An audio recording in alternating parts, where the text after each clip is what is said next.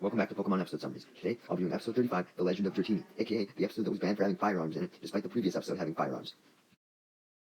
Ash and the gang have finally reached the outskirts of the Safari Zone for absolute real this time, no fucking around, and they spot Rhyhorn, Nidorina, Nidoran. Ash is so happy that they're finally genuinely in the Safari Zone, and they don't have to risk being called poachers for the 10th time, that he starts singing. His singing voice annoys Brock, though, who tells him to stop. But Misty and Pikachu join in with Ash's singing, leading Brock to be convinced to join in as well, not wanting to be left out.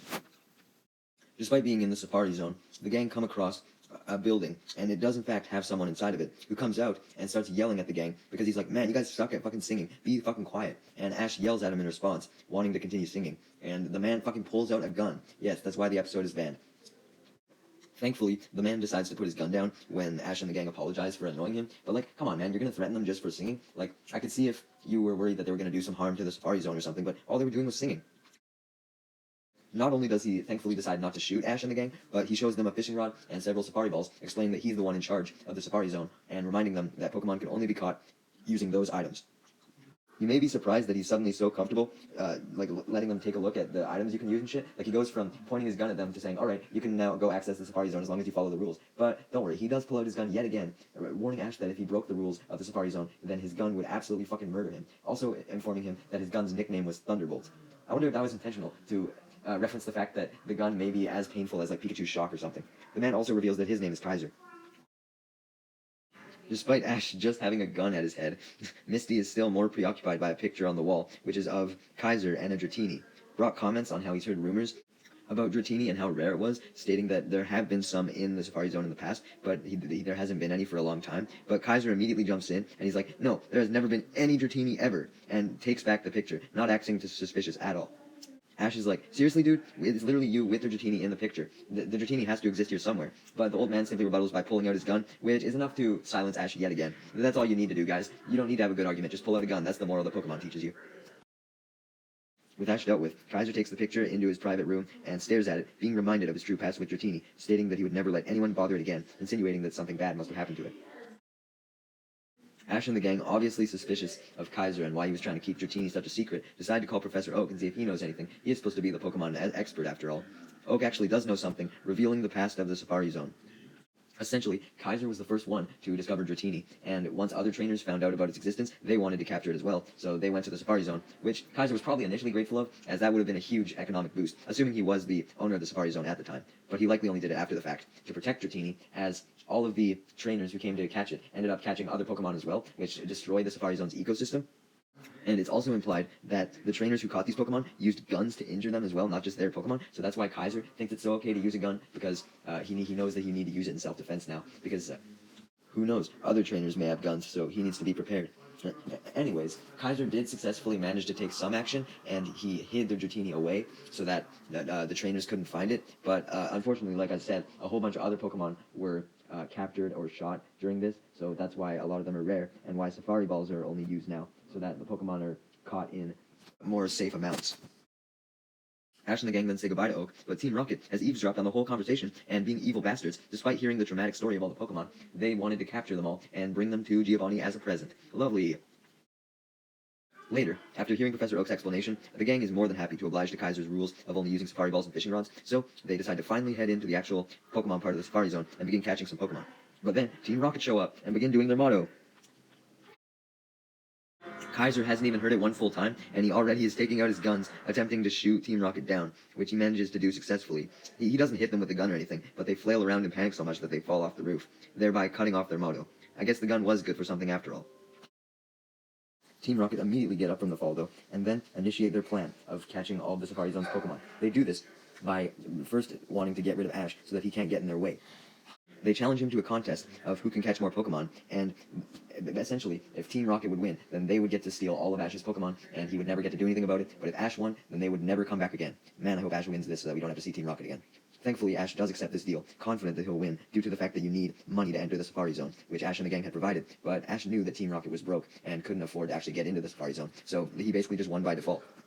What Ash didn't know, though, was that Team Rocket was okay with him actually catching more Pokemon. They just wanted the Dratini, which they would be able to do with Ash and the gang occupied in the Safari Zone, meaning they could ambush Kaiser when he was by himself and question him about it. Then, once they managed to find the Dratini, then they could worry about the competition and steal all of Ash's Pokemon, since Kaiser would be dealt with and he wouldn't be able to stop them. While Team Rocket stay behind, Ash and the gang begin their quest to catch Pokemon, the first Pokemon they spot being Tauros, which Ash identifies with his Pokedex, and then swiftly throws a Pokeball along with Brock, and both of them catch one each successfully. Let's go! Ash and the gang then go and hide behind some bushes, waiting for another Pokemon to show up, and eventually a Rhyhorn does, leading Ash to also use his Pokedex on it, and then try and catch it as well. But as he does, a whole bunch of more Tauros run past, causing the Pokeball that he throws to hit a Tauros instead. So now, Ash has multiple Tauros, and unfortunately the Rhyhorn escapes, much to Ash's annoyance. Meanwhile, back in Kaiser's office, Team Rocket is spying on Ash, with Jessie commenting that they may not be out there right now, but they would eventually be able to get out and catch all the other Pokemon once they got Dratini. Speaking of Dratini, James was currently holding a gun of his own to Kaiser's head, threatening him to tell him where the Dratini was. When Kaiser refuses to tell them anything, Jessie jumps in to apply more pressure, but even with two guns at his face, Kaiser still refuses to tell them anything, and even manages to break free a little bit, and uses his hands to knock their guns out of their hands and fucking send them flying across the room. This leads Jessie to then pivot to a second strategy, which is to send out her Arbok and have it use Wrap to try and put him in a chokehold. But that alone isn't enough to get a peep out of Kaiser, so the Team Rocket then tries other strategies while he is wrapped in Ekans, such as playing an annoying Japanese theme song, which I'm sure isn't as annoying as their motto. They should have just did their motto instead.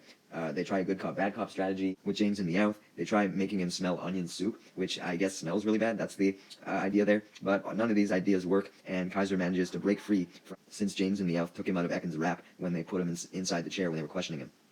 With Kaiser free, he tries to attack Team Rocket and send them off, but Jessie has one more idea up her sleeve, which Meowth is aware of, as he pulls out a controller, which activates a robot with huge tickle arms, and it proceeds to tickle Kaiser, and he laughs so much that he can't take it anymore, and gives up Dratini's location.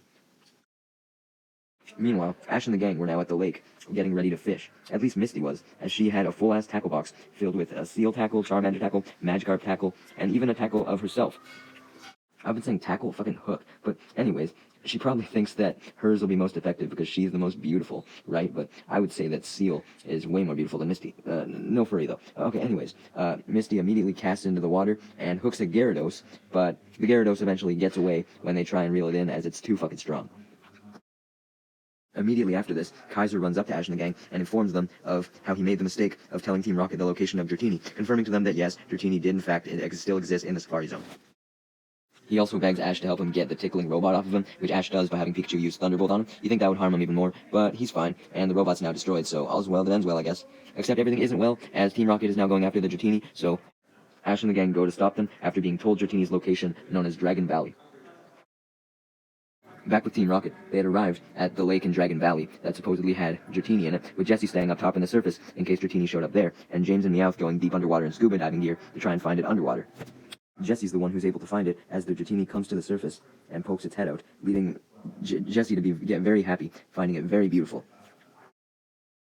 She gets so excited to get the Dratini that she leans into it as far as she can, asking for it to come closer, but doing so, she kneels on the oxygen tank that's giving Meowth and James the oxygen they need, and they almost fucking drown. Even in a banned episode, though, people can't die in Pokemon, so Meowth and James successfully managed to swim to the surface before drowning, but doing so scares away the Dratini, since they were gasping for air so rapidly that they caused such a big splash. Jessie is obviously furious at this due to how close she was to catching Dratini, but Meowth manages to calm her down when he pulls out a bomb, reminding her that their goal wasn't just to catch Dratini, but also beat Ash and catch as many Pokemon as possible, which they would be able to do with this bomb, which would knock out all the Pokemon in the lake with its electric shocks. Ash, the gang, and Kaiser then arrive before Team Rocket can put their plan into action, leading Jessie to check up on the status of the challenge, asking Ash if he's caught any Pokemon. Ash reveals by stating that he's used up all his Safari Balls, but he doesn't reveal what Pokemon he caught. We have to wait until the end of the episode to see that. He then reminds Jessie that it was useless to try and catch the Dratini, as they didn't have any Safari Balls anyway, so it wouldn't count towards the challenge. Jessie and James rebuttal that they never specified that the Pokemon had to be captured in Pokeballs, insinuating the fact that they could just capture the Pokemon's knocked out bodies that they found when they throw the bomb in. Speaking of the bomb, Jessie throws the bomb into the lake, sending it down towards the Dratini. Desperate to protect the Dratini that he loves so much, Kaiser wastes no time in diving down after the bomb, and Ash quickly follows him, leading Misty to get concerned and send in her Staryu for even more extra support. Ash and Staryu quickly catch up to Kaiser, realizing that means Kaiser is going pretty slow. Ash realizes that it's probably not safe for an old man to be fucking down in the depths of the ocean, so he orders Staryu to take him back up, saying that he's got this. Now look at our protagonist, sacrificing himself to save the person who pulled a gun on him multiple times earlier in the episode. Fucking dumbass, but we love him. Anyways, Staryu takes Kaiser back up as Ash goes further down and manages to retrieve the bomb. He begins to swim back up, as Staryu already arrived at the surface. with Kaiser informing Brock and Misty that Ash had sacrificed himself to stay back and grab the bomb, much to their concern. Their concern is very warranted, as Ash unfortunately runs out of breath before he can make it back to the surface, and sinks to the bottom of the ocean, about to die. In a Deus Ex Machina moment as usual though, a black shadow shows up, which Ash notices just before he passes out, about to die. This creature's sheer power and energy creates a storm on the surface, which alerts Misty, Brock, Kaiser, Jesse, and James, who are like, why the fuck is a storm just suddenly appearing? And then, to make matters worse, a whirlpool begins forming. And out of the whirlpool comes the creature who has saved Ash, and having created the storm so it could use the whirlpool caused by it as a gateway to escape with Ash. With Ash safe now, though, the creature then reverts the skies back to normal, ending the storm as quickly as it began, as the Pokédex identifies the creature as a Dragonair, the evolved form of Dratini. Ash then notices that the bomb is about to explode, so he throws it down away from him, and it lands directly by Team Rocket, as they're ironically sent blasting off by their own creation. The Dragonair then heads up to Kaiser, and the two of them recognize each other. This Dragonair is the same Dratini that Kaiser tried to protect all those years ago. Kaiser's absolutely ecstatic that he was successful in keeping it safe all these years, and is even more ecstatic to find that the Dratini that Jesse spotted earlier shows back up again, and it's actually Dragonair's child, meaning the Dragonair who had been able to reproduce. And Kaiser had done his job of restoring the Dratini Dragonair population, which he had always felt the need to do after he only was able to find one singular Dratini. Dragonair and Kaiser then embrace, both of them absolutely happy to be reunited once again. Later, Ash and the gang call Professor Oak once again, with Ash informing Oak of everything that happened with the Dragonair. Ash assures that he won't tell anyone else though, to prevent Dragonair's population from decreasing even further, if an event like the one 30 years ago were to happen again. Oak confirms to Ash that this is for the best, but then he changes the subject, asking if Ash managed to catch any Pokemon while he was in the Safari Zone. Ash adds that he was only able to catch Tauros, but doesn't specify how many Tauros, as 30 fucking Tauros stampede Oak. All those Pokemon that Ash bragged to Team Rocket about catching, every single one of them was a damn Tauros. Anyways, later that night, Ash and the gang then prepare to leave the Safari Zone for their next destination, saying goodbye to Kaiser as Dragonair and Dratini watch from up in the sky. They better be careful that no one spots them, damn.